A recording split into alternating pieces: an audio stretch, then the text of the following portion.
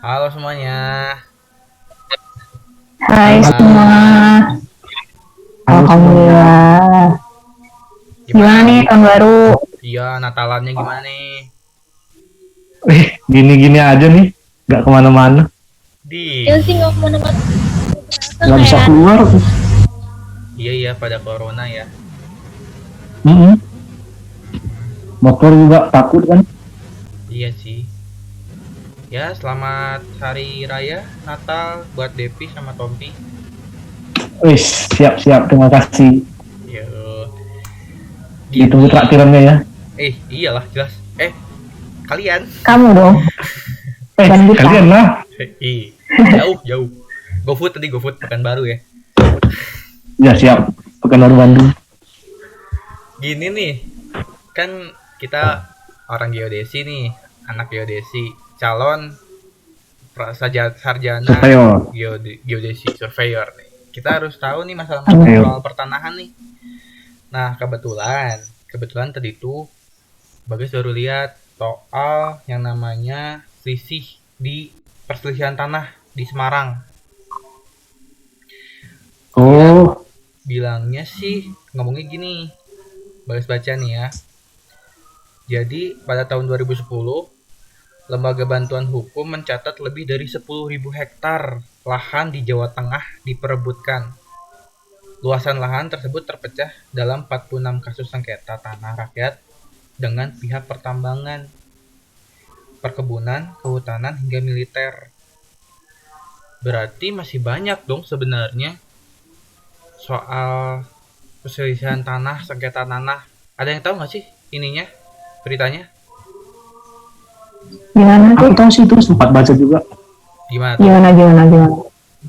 Itu memang dari dulu memang masih belum selesai. Ya biasalah kan.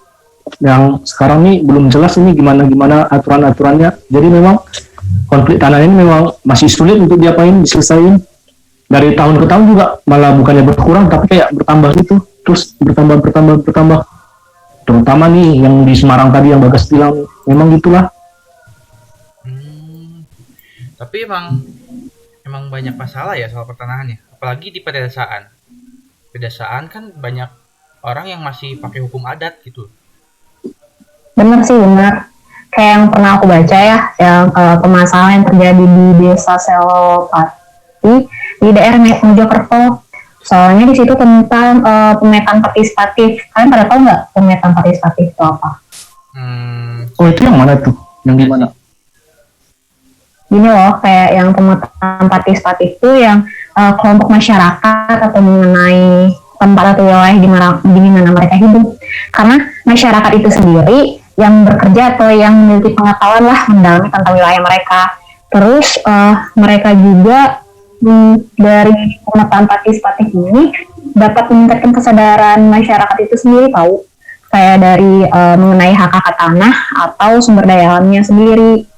Nah, dari yang pernah aku baca ya, kayak yang peta yang ini yang dihasilkan dari mereka dapat dibuat untuk sebagai media negosiasi dengan pihak lain, karena dengan peta tersebut jadi jelaslah bagaimana wilayah itu dimanfaatkan. Terus dari ini dapat diketahui dalam pengetahuan lokal atau sejarah asal usul ataupun sistem kelembagaan setempat atau peranata hukum setempat dan lain-lainnya gitu tahu. Berarti masih banyak sengketa tanah ya di Indonesia ya. Walaupun sebenarnya tanah itu kan emang dikelolanya sama pemerintah harusnya. Iya jelas sih. Ya memang gitu sih. Kalau kayak gitu ada solusinya nggak sih? Solusi buat sengketa tanah gitu? Harus ada apa sih kayaknya mau aturan gitu yang bisa mengatur segalanya gitu. Iya sih. kebijakan satu peta. Nah kebijakannya itu ya udah dirintis dari Presiden SBY sih, cuman sekarang ditingkatkan lagi dilanjutkan sama Presiden Jokowi. Pada tanggal 1 Februari itu presidennya menetapin peraturan Presiden nomor 9 tahun 2016 tentang percepatan pelaksanaan kebijakan satu peta. Jadi dengan adanya KSPG itu Jadi kita bakal bisa mempercepat penyelesaian tumpang tindih. Ya, misalnya ada di desa-desa ada sengketa tanah. KSP-nya itu yang bikin mempercepatnya penyelesaiannya. Karena dengan adanya satu peta, jadi acuannya itu ada di satu petanya itu. Jadi menguranginya. Gitu sih. Oh, berarti sengketa tanah yang tadi bisa dikurangi dengan standar satu peta yang disebut sama pemerintah kebijakan satu peta itu ya berarti ya? Iya sih, kayaknya gitu sih. Jadi bisa ada gambaran gimana sih tentang tanah ini, gimana sih dengan untuk membantu ini membuat peta, jadi ada acuannya sih. Tapi sih walaupun punya acuan sih, emang sekarang udah ada hukumnya gitu yang ngatur. Ya mesti kita nggak bisa bersandar sama acuannya doang kan. Ya pasti kita butuh kayak yang benar-benar legal ya. Yang itu ada nggak sih? Setuju sih yang dimaksud sama Tompi.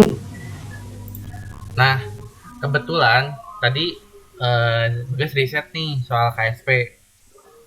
Bagas nggak tahu sebenarnya kalau misalnya KSP itu sebenarnya solusi dari sengketa tanah itu. Cuman yang Bagas baca, KSP itu emang benar buat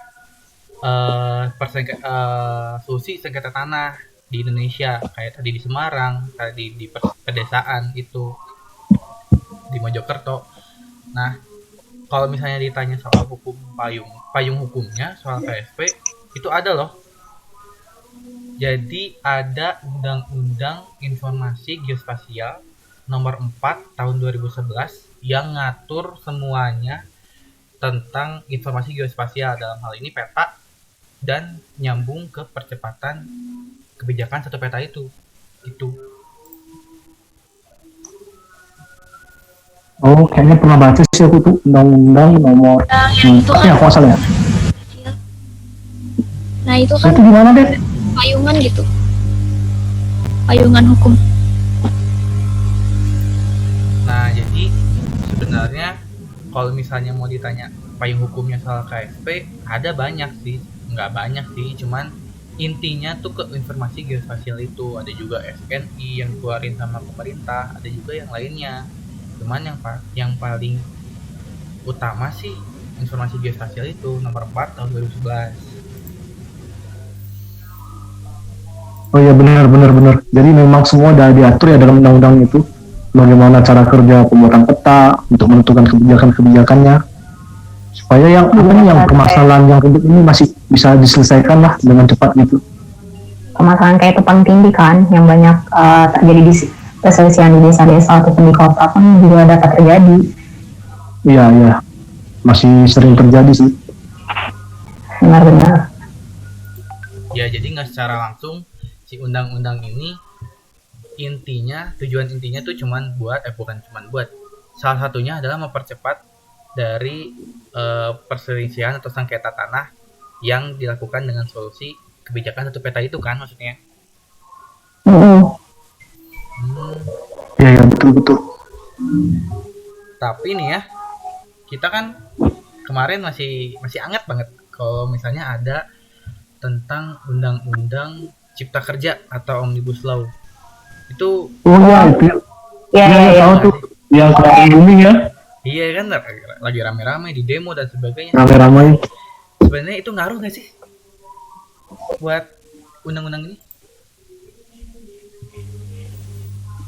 Kayaknya sih ngaruh sih. Soalnya kan undang-undang kemarin yang diperbarui memang hampir mencakup segala bidang ya, termasuk bidang kita geodesi sih. Iya, jadi semua itu kayak hampir keseluruhan merubah peraturan sebelumnya. Iya, betul. Oh, ini nih, Bagas juga habis baca nih. Jadi sebenarnya ada peraturan yang kalau kalian tahu di pasal 22 Undang-Undang Informasi Geospasial itu ngejelasin tentang penyelenggara percepatan informasi geospasial dasar. Itu kan awalnya itu yang BIG ya? Itu cuman BIG doang. Oh iya. Tapi ternyata setelah ada Omnibus Law ini, penyelenggaranya itu dibantu oleh BUMN atau badan usaha milik negara gitu. Berarti harusnya sih permasalahan sekarang tuh bisa lebih cepat ya dengan banyaknya pihak yang terlibat gitu. Iya sih, bisa. Terus aku juga ada nih tentang dari data-data KSP yang udah di hasil dari kegiatan itu lah. Jadi ada dari data KSP itu berupa dataset 85 tema IGT atau informasi geospasial tematik yang sudah terintegrasi dan udah dipublikasikan di geoportal KSP untuk dibagi melalui JIJN. Nah, dari data-datanya itu geoportal KSP itu merupakan sebagai bentuk wadah nih dalam berbagi data. Nah, dari data yang sudah ada itu data 85 IGT itu yang sudah terintegrasi dapat merupakan hasil dari integrasi dari tes KSP. Nah, dan juga dari untuk mempermudah data itu 85 tema itu dapat dikelompokkan nih menjadi 7 kelompok tema, yaitu ada batas wilayah, ada kawasan khusus, transmigrasi, kehutanan, perencanaan, perizinan, dan pertanahan, sarana dan prasarana, serta sumber daya alam dan lingkungan. Mungkin itu sih dari data-data yang udah dihasilkan dari yang udah terintegrasi. Oh gitu ya. Berarti sebenarnya KSP ini benar-benar diatur benar dalam undang-undang ya. Jadi kayaknya banyak banget ini undang-undang ini fungsinya sih, yang memang mengatur segala sesuatunya tentang bagaimana yang tadi penyelenggaraan IGD dengan IGT, terus bagaimana nanti akhirnya sebuah satu kesatuan peta itu bisa terbentuk. Ya, jadi kayak bisa mengurangi itulah permasalahan yang ada di sini di Indonesia, terutama di bidang pertanahan sih. Benar sih. Benar banget ya. Jadi memang ada acuan yang jelas lah. Soalnya kan walaupun sekarang masih ada acuan yang jelas, tapi kalau masih banyak pihak yang terlibat dan masih belum bisa menyatukan segalanya, memang masih susah sih untuk menyelesaikan masalahnya. Benar. Dibuat kebijakan satu peta dengan dasar hukum Undang-Undang Informasi Geospasial itu nomor 4 tahun 2011 tadi yang dijelasin sama Bagas. Jadi sebenarnya kalau misalnya ditanya dengan perubahan Undang-Undang Geospasial ini yang tadi Robi bilang dengan disatuin sama pulau, karena lebih cepat sih ya kerjaan KSP-nya, lebih cepat dan lebih efisien buat mengubah atau Menyelesaikan masalah lah ya. tanah itu. Ya betul-betul aku setuju sih itu. Jadi lebih terarah dan terstruktur untuk menyelesaikan masalah ini. Benar. Itu sih. Jadi baik juga ya kita soal geodesi ya. Jangan cuman belajar ngukur terus. Undang-undang yang sangkut paut aja kita nggak ngerti. Ternyata banyak juga yang bisa dibahas. Ya ini penting juga sih ini. Kita nambah wawasan juga kan, termasuk bidang kita juga sih ini tentang pertanahan. Jadi paham undang-undang yang ada di sana. Benar. Iya. Jadi kita juga tahu fungsinya geodesi itu sebenarnya ya penting banget gitu buat pembangunan Indonesia ke depannya gitu. Jadi Ya gila sih, aku setuju sih yang dibilang. Setuju sih. Benar. Kayak ngebuka pemikiran kita nggak sih gimana sih undang-undang yang digunakan untuk penyelesaian yang udah ada terjadi gitu. Iya betul. Jadi dengan adanya undang-undang, jadi segala sesuatunya teratur dari dasarnya sehingga bisa membantu percepatan pembangunan Indonesia sih. betul, setuju banget. Ya kita ngomongin awalnya sih pengen ketemu doang sih sama kalian ya, sedikit kangen. Pembahasan dalam Kangen ya? Jauh ya. Jauh. Buat pengen ketemu doang, pengen say hi tapi harus ngebahasin hal-hal ini berat-beratin. Ya memang sih, tapi emang itu sih yang musik pemikiran Bagas, soalnya kok masih ada ya di zaman kayak gini tapi masih ada perselisihan tanah, sengketa tanah, berarti kan nggak jelas sebenarnya. Tapi ternyata pemerintah sudah nyiapin itu dari zaman Pak SBY, pemilihan ada kebijakan satu peta dengan dasar hukum informasi geospasial itu, undang-undang informasi geospasial nomor Oh. 4 tahun 2011 kayak gitu. Itu emang Ya betul sih. rame ya. Cuman di sisi lain juga ada faktor lainnya sih kalau kayaknya. Karena kan kita udah punya dasarnya nih. Cuman kan tingkat kualitas SDM-nya juga masih kurang. Jadi pemahamannya belum paham bener. Nah, Benar Sampai sih, dari itu- tingkat SDM sih yang harus Iya, ditingkatkan. jadi memang kita harus meningkatkan kualitas SDM dulu sih. Hmm. Kan sekarang udah ada dasarnya, jadi udah aman lah ya. Sudah bisa berpikir bahwa kita tuh telah diatur gitu. Istilahnya udah ada tonggaknya lah. Ya, udah ada tonggaknya, tinggal menjalaninya aja lagi sini. Benar. setuju sih sama Tompi. Berhubung sekarang jam 11 ya. Jadi Oh iya, Oh iya.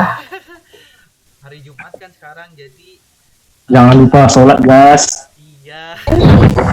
udah datang ya, walaupun agak ribut sedikit ya tadi ya.